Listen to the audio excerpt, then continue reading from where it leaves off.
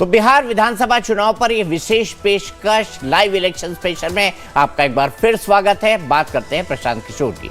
जन स्वराज पार्टी के संस्थापक प्रशांत किशोर ने प्रेस कॉन्फ्रेंस कर बड़ा दावा किया है। उन्होंने एनडीए पर उम्मीदवारों को डराने का आरोप लगाया और साथ ही ये भी कहा कि हम महागठबंधन नहीं हैं। प्रशांत किशोर ने कहा कि एनडीए को महागठबंधन के उम्मीदवारों की चिंता नहीं है, क्योंकि उन्हें पता है कि टिकट बाहुबली और आपराधिक पृष्ठभूमि वाले लोगों को दिए गए हैं। इसके साथ ही उन्होंने आरोप लगाया कि 3 घोषित उम्मीदवार को नामांकन नहीं करने दिया गया। जिसने नामांकन किया उनसे नामांकन वापस करवाया गया। ये देखिए, ये है भारत के गृह मंत्री, ये भारत के गृह मंत्री हैं अमित शाह। अमित शाह जी हैं भारत के गृह मंत्री और साथ में है धर्मेंद्र प्रधान जो भारत सरकार के मंत्री हैं और भाजपा के यहाँ चुनाव के अधिकारी हैं, प्रभारी हैं।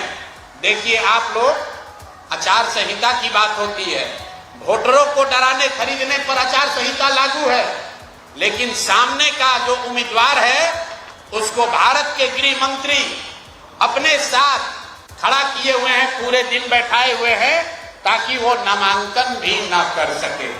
ये है भाजपा के चाल चरित्र चेहरा। इसी बीच एक बड़ी खबर आ रही है। जन स्वराज के इस पूरे के पूरे आरोपों पर हम बात करेंगे, लेकिन उस बड़ी खबर से भी आपको रूबरू करवा देते हैं। सीएम नीतीश ने बीजेपी उम्मीदवार को माला पहनाई है। नीतीश ने महिला कैंडिडेट को गले में माला पहना दी है और संजय झा ने जब रोका तो सीएम भड़क गए। वीडियो सोशल मीडिया पर वायरल हुआ है। बिहार विधानसभा चुनाव के प्रचार में अब तेजी आ गई है। इस बीच आज मुख्यमंत्री नीतीश कुमार मुजफ्फरपुर पहुंचे, जहां उन्होंने औराई विधानसभा सीट से बीजेपी उम्मीदवार रमा निषाद के समर्थन में चुनावी जनसभा को संबोधित किया। सभा के दौरान एक दिलचस्प वाकया देखने को मिला। जब रमा निषाद मंच पर पहुंची तो नीतीश कुमार ने उन्हें माला पहनाने की कोशिश की। तभी जेडीयू के राष्ट्रीय कार्यकारी अध्यक्ष संजय झा ने कहा, हाथ में दीजिए, लेकिन नीतीश कुमार ने मुस्कुराते हुए रमा निषाद को माला पहनाई और बोले, हाथ में कह रहा हूं, गजब आदमी है भाई। इससे जुड़ा वीडियो अब सोशल मीडिया पर तेजी से वायरल हो रहा है। ये देखिए, ये वीडियो फिर से देखिए। रमा निषाद कैंडिडेट संजय झा कह रहे हैं कि हाथ में माला दीजिए, लेकिन नीतीश कुमार सुनते नहीं है, नाराज हो जाते हैं और गले में माला पहना देते हैं।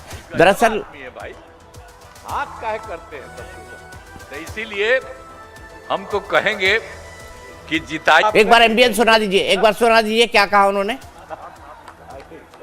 आप करिए, लाइए ला।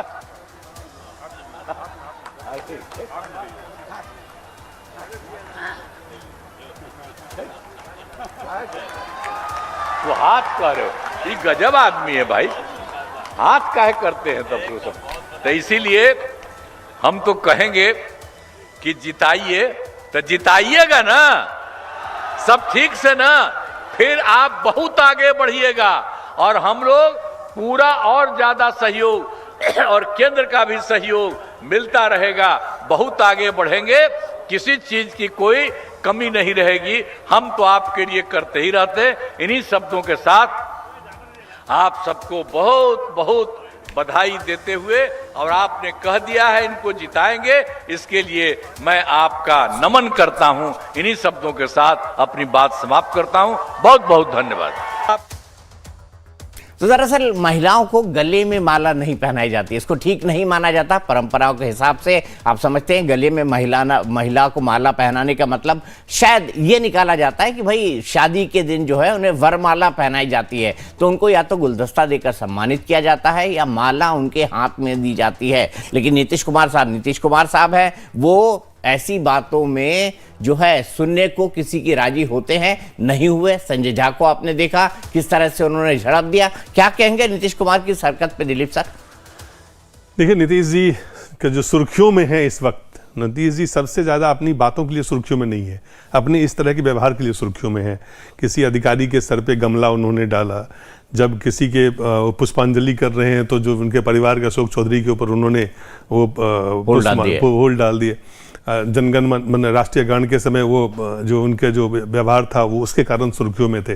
तो नीतीश जी सुर्खियों में अपने स्वास्थ्य के कारण जो उनके ऊपर सवाल, उनके स्वास्थ्य को लेकर जो सवाल उठ रहे हैं, उसके कारण अब ये जो वीडियो है जो अभी जो हमारे दर्शकों ने देखा, जाहिर है जो वायरल हो रहा है, आप कह चुके वायरल हो नहीं, वायरल होने लायक है और इस पे जो है विपक्ष हमलावर होगा, क्योंकि नीतीश कुमार जी की उनका जो इस वक्त का जो लगातार जिस तरह से सुर्खियां वो बटोर रहे हैं, वो इन कारणों से। अब अगर ये उनकी जैसे कांग्रेस के महागठबंधन की रणनीति है कि फ्रेंडली फाइट करना है, अगर उनकी रणनीति है सुर्खियां बटोरने का, तो फिर तो उस बारे में कुछ नहीं कहा जा सकता। लेकिन इसको लेकर सवाल उठेंगे कि कितने स्वस्थ है नीतीश कुमार। और अभी अगर बिहार में देखें तो नीतीश कुमार के स्वास्थ्य को लेकर चर्चा, जन स्वराज का बीजेपी और एनडीए के बी टीम के रूप में चर्चा, महागठबंधन के फ्रेंडली फाइट का चर्चा, लेकिन जो बुनियादी चीज है उस पर चर्चा नहीं है कि बिहार में न दवाई है, न कमाई है, न पढ़ाई है। इस पे चर्चा नहीं है। तीनों बुनियादी बातों पे बिहार में कोई चर्चा नहीं है, इसलिए बुनियाद से अलग हटके ये तमाम चीजें सुर्खियां बनेंगी और बनती रहेंगी। दवाई, कमाई और पढ़ाई। तो यहां से सीधे चलते हैं जन स्वराज के प्रवक्ता के पास, क्योंकि हमने प्रशांत किशोर की एक स्टेटमेंट सुना था जिसमें उन्होंने आरोप लगाया था कि अमित शाह उनके कैंडिडेट को धमका रहे हैं, या तो नामांकन नहीं करने दिया जा रहा, अगर नामांकन करने दिया जा रहा है तो ये नामांकन उनसे वापस कराया जा रहा है। जन स्वराज के प्रवक्ता हमारे साथ जुड़ गए हैं, सीधे उनके पास चलते हैं। जन स्वराज के प्रवक्ता से मैं, माफ कीजिएगा, जन स्वराज के प्रवक्ता हमारे साथ नहीं है। मैं सीधे चलता हूं। इस वक्त बीजेपी के प्रवक्ता मेरे साथ जुड़े हुए हैं, समीर चौगांवकर साहब जुड़े हुए हैं। समीर जी, क्या कहेंगे नीतीश कुमार की इस हरकत पर?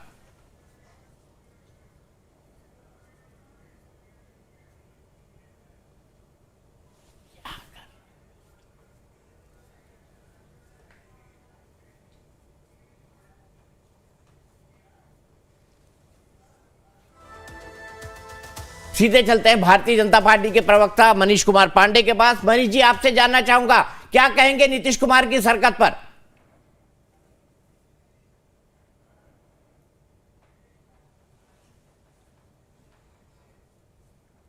अनम्यूट कर दीजिए। देखिए, नीतीश कुमार जी को बिहार की जनता बहुत पसंद करती है। यही वजह है कि वह माला पहना देते साल भी मुख्यमंत्री हैं। माला पहना देते हैं, गमला दे देते हैं, ठीक है। जनगणमन के टाइम अजीबोगरीब हरकत करने लगते हैं, चेहरे दिखते हैं। निश्चित रूप से वो सारे विषय तो किसी के भी उठ सकते हैं, ये कोई बहुत बड़ा विषय नहीं है। लेकिन महिलाओं के अंदर ही उनकी क्या इज्जत है, क्या प्रतिष्ठा है, वह बिहार का आज आधी आबादी जो है महिलाओं की, वह किस प्रकार से नीतीश जी का सम्मान करती है और चुनाव में जिस प्रकार से एनडीए अलायंस को वोट करती है, इससे यह स्पष्ट है कि नीतीश जी की जिन हरकतों पे, जिन उनके एक्टिविटीज पर हम यहाँ चर्चा करने बैठे हैं, उसका मतदाताओं में कोई प्रभाव नहीं है। मतदाताओं के अंदर उसका कोई, हम और आप उस पर चर्चा करें कि संजय झा ने मना किया, उन्होंने पहना दिया। संजय झा, आप जिस बात की चर्चा करना चाहते हैं वह विषय हो सकता है संजय झा जी के दिलो दिमाग पर हो कि महिलाएं हैं इसलिए उनके हाथ में देनी चाहिए। लेकिन नीतीश जी जो उस महिला के पिता के उम्र के बराबर हैं, उन्होंने जो अपनी बेटी समझकर उसको जो गले में माला पहनाने का, विजयी माला उसको कहते हैं, विजयी माला पहनाना राजनीतिक भाषा में चुनाव के दिन में हर दल के बड़े नेता जब आते हैं तो इसी प्रकार से विजयी माला पहनाते हैं। और मुझे लगता है कि पिता तुल्य, पिता के उम्र के नीतीश कुमार जी ने वह विजय माला उनको पहनाई है। तो देखिए, यह भावनाओं का अंतर है, देखने का अपना नजरिया का अंतर है, इससे ज्यादा और कुछ नहीं है। तो मैं कहूंगा कि नीतीश जी आज भी बिहार के सबसे सर्वप्रिय, लोकप्रिय नेता है, बिहार के मुख्यमंत्री। ठीक है, मैं सीधे चलता हूं। यहां से कैप्टन रिटायर्ड राजीव रंजन जी जुड़ गए हैं, जो कि जन स्वराज के प्रवक्ता हैं। सिर्फ 3 ही कैंडिडेट या और की लिस्ट आप निकालने वाले हैं जिनको इस तरह की धमकियां दी जा रही है कैप्टन साहब? और थोड़ा विस्तार से बताइए, हुआ क्या सीक्वेंस ऑफ इवेंट था? कैसे इनको कहा गया कि आप अपना कैंडिडेचर वापस लें या फिर नामांकन ही ना करें? जी नमस्कार।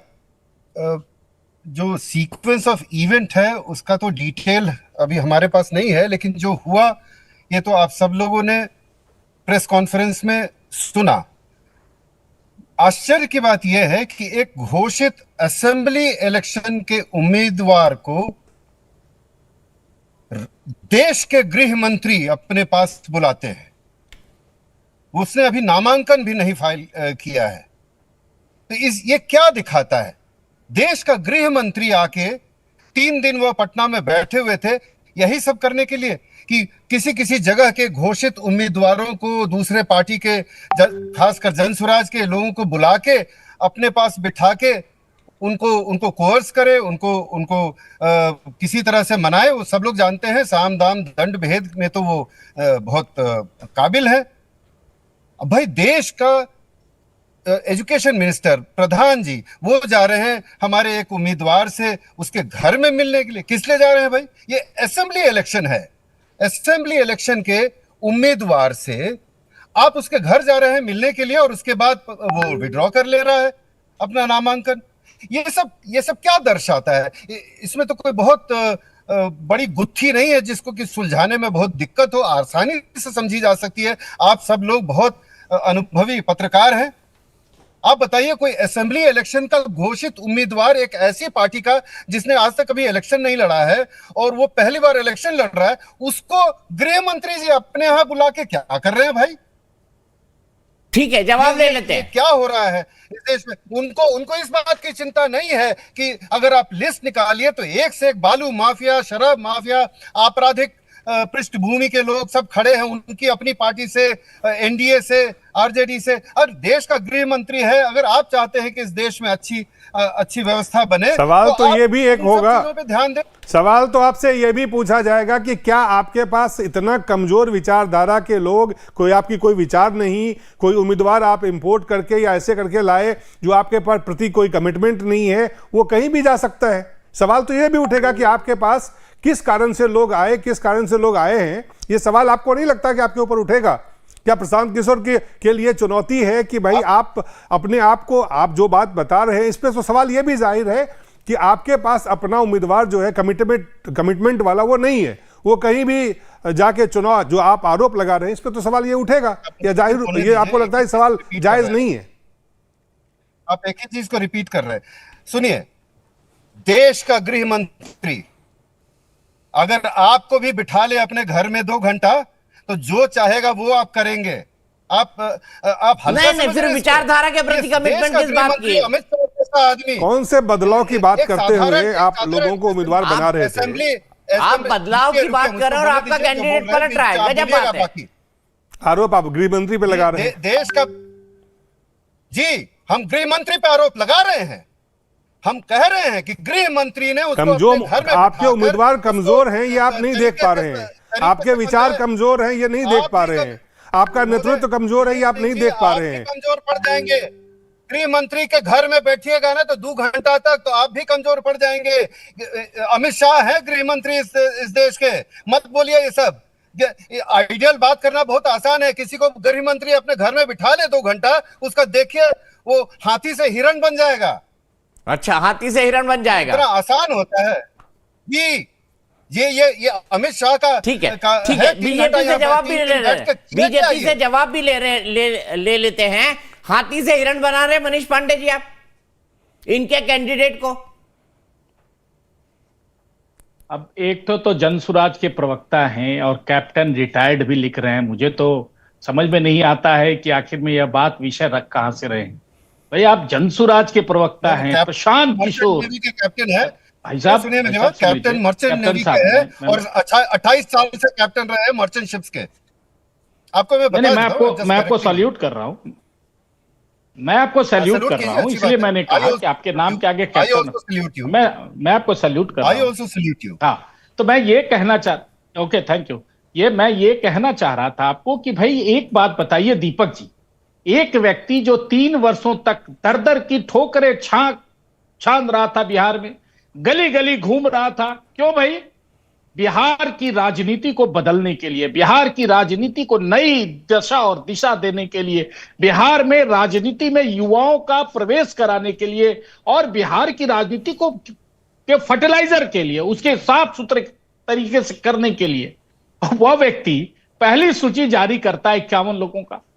आप लोगों ने विजुअल चलाया होगा किस प्रकार से उनके ही कार्यकर्ताओं ने क्या क्या गंदे गंदे आरोप लगाए। मैं उस विषय पर अभी नहीं जाऊंगा, लेकिन उसके बाद बेचारा जो 3 साल से विचारधारा की बात, बड़ी बड़ी बातें कर रहा था, वो फिर रुक कहां गया, ठहर कहां गया? राजद से कौन व्यक्ति जिसको टिकट नहीं मिला उसको बुला के टिकट दे दो। भाजपा का कौन कार्यकर्ता जिसको टिकट न मिला हो उसको बुलाकर टिकट। अरे भैया आप क्या कर रहे हो भाई? आप बोलो कि मैं बिहार में राजनीति करने आया हूं और राजनीति जो सत्ता है उस सत्ता में मुझे भी भागीदारी चाहिए, मैं इसलिए आया हूं। आप ये मत बोलो कि मैं बिहार की राजनीति में सुधार करने वाला आया हूं, मैं बिहार में पलायन रोकने आया हूं, मैं बिहार में लोगों को शिक्षा देने आया हूं। ये सब बातें आप मत करो, तब तो ठीक लगेगा। और आप जो बात कह रहे हैं, आपकी आइडियोलॉजी इतनी कमजोर हो गई। आप तो कहते थे कि मुझे या तो 10 सीटें आएंगी या नहीं तो हमारी सरकार बनेगी। तो भाई आपकी छाती क्यों फट रही है? वह 10 सीटें आने वाली जो बात है ना, वह यहां पर आपको दिखने लगा। फैक्ट यही है।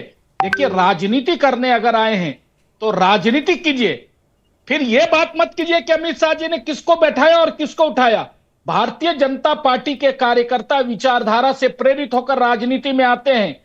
उनका 2-4 घंटे के लिए मन में कुछ बन सकता है, विचार आ सकता है, लेकिन वह कभी भी बिहार में जंगल राज लाने में किसी भी व्यक्ति का मोहरा, जो मोहरा बनाने की बात हो रही है, वह मोहरा भारतीय जनता पार्टी का कार्यकर्ता नहीं बन सकता। यह बात ध्यान में रखिएगा। और यही कारण है कि भारतीय जनता पार्टी का एक एक कार्यकर्ता, भारतीय जनता पार्टी का नेता 2020 में भी जब सबसे बड़ी पार्टी थी तो उसने त्याग कर दिया मुख्यमंत्री पद का और नीतीश जी को मुख्यमंत्री बनाया, सिर्फ इसीलिए। सवाल तो ये भी है, सवाल तो ये भी है कि आप लोग जनसुराज के कैंडिडेट को बिठा रहे हैं, जबरदस्ती बिठा रहे हैं, प्यार से बिठा रहे हैं, मुझे नहीं पता, मेरे को इसके बारे में जानकारी नहीं है। तो इसका मतलब है जनसुराज से कहीं डरी हुई है एनडीए, वोट ना काट ले जाए आपके। अच्छा एक बात है, मुझे बताइए दीपक जी, आपने बहुत अच्छा सवाल खड़ा किया है। यही तो पूरे पिक्चर का जो मेन जो सीन है वो क्या है। 2020 के चुनाव में यह कहते हैं कि 12,500 वोटों का अंतर रहा। अरे भैया, तो जनसुराज कर क्या रहा है? उसको तो 1% वोट भी। दूसरी बात मैं आपको बताऊं दीपक जी, जरा सा मेरे बात पर गौर कीजिएगा। पूरे बिहार के 243 विधानसभाओं में दीपक जी आप 2030 के चुनाव में एक एक निर्दलीय प्रत्याशी खड़ा कर दीजिएगा। वो 2-2 हजार, 1-1 हजार, 3-3 हजार वोट भी लाएगा तो कितना वोट उसको होगा? अरे भैया, आपकी पार्टी की क्षमता बढ़ जाएगी। भाई रणनीति बनाना है चुनाव के लिए। मैं तो पूछना चाहता हूं कि ये जो कुशल रणनीतिकार है दीपक जी, बंगाल में जो चुनाव हुए उसमें जो हिंसा हुई थी, महिलाओं के साथ बलात्कार हुआ था, हिंदू महिलाओं के साथ, उनके घर जला दिए गए थे हिंदू महिलाओं के, हिंदुओं के साथ जो अत्याचार हुआ था, उसकी रणनीति किसने बनाई थी? सबसे पहले तो कैप्टन साहब को यह बताना चाहिए। रणनीति देखिए, मैं इसलिए कह रहा हूं और चले गए, आज की तारीख में कहीं और चले गए। आप इस बात का सीधा जवाब नहीं दे रहे हैं कि क्या आप डर गए हैं उनसे? आप सीधा जवाब नहीं दे रहे हैं। मैं रिटायर्ड कैप्टन साहब के पास चलता हूं। मैं उसी पर आ रहा हूं। हाँ, मैं जवाब दीजिए मुझे प्लीज। दीपक जी, मैं तो सिर्फ यही कहना चाहता हूं कि ये जो रणनीति बना के भेजा गया है पीको को कि कुछ नहीं करना है, 12,000 वोट जो कम आए थे वो तुम कहीं से काट लो एनडीए का, तो ये माहौल इस बार दूसरा है बिहार का। मतलब आप मान रहे हैं कि एनडीए के वोट काट रही है प्रशांत किशोर की पार्टी?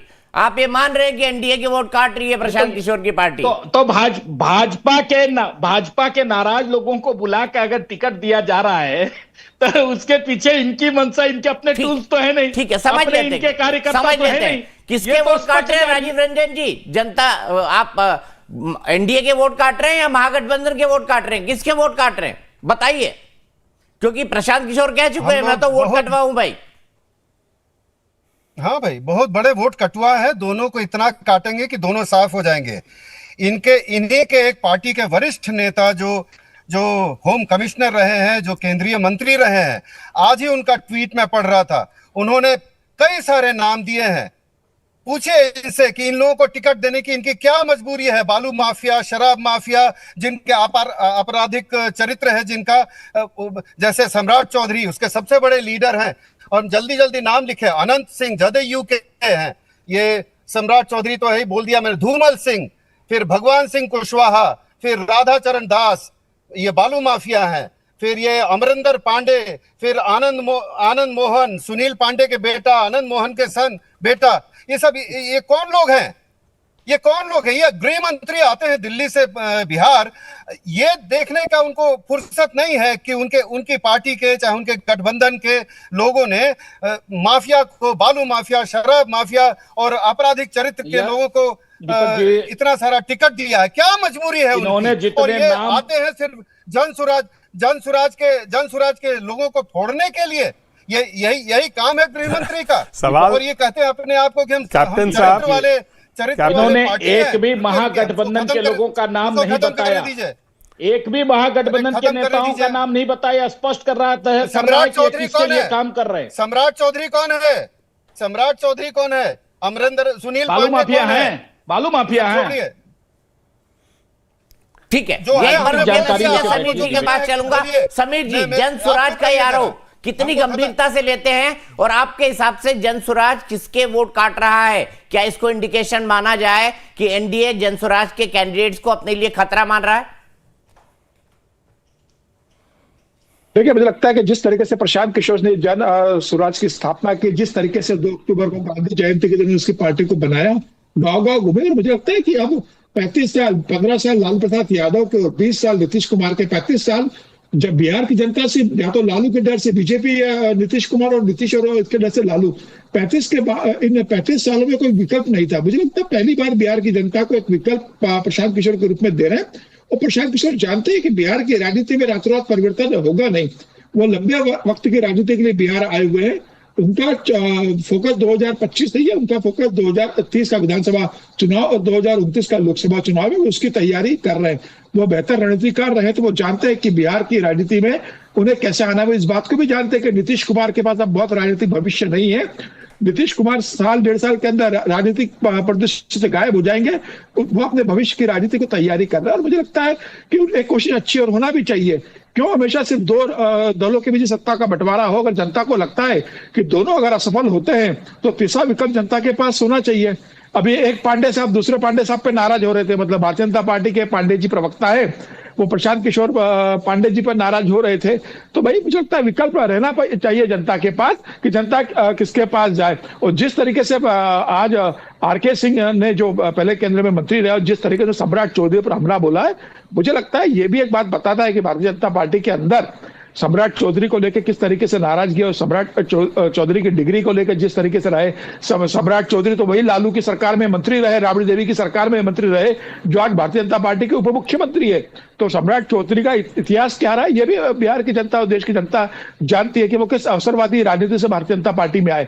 मुझे लग रहा है कि खुला मैदान है, सबको मौका मिल रहा है। जनता तय करेगी कि भविष्य किसके हाथों में देना चाहिए और जनता के हाथ पर छोड़ना चाहिए। ठीक है, बहुत बहुत शुक्रिया समीर जी, बहुत बहुत शुक्रिया दिलीप सर, बहुत बहुत शुक्रिया कैप्टन साहब, और बहुत बहुत शुक्रिया पांडे जी। तो हमारी इस खास पेशकश में आज के लिए इतना ही।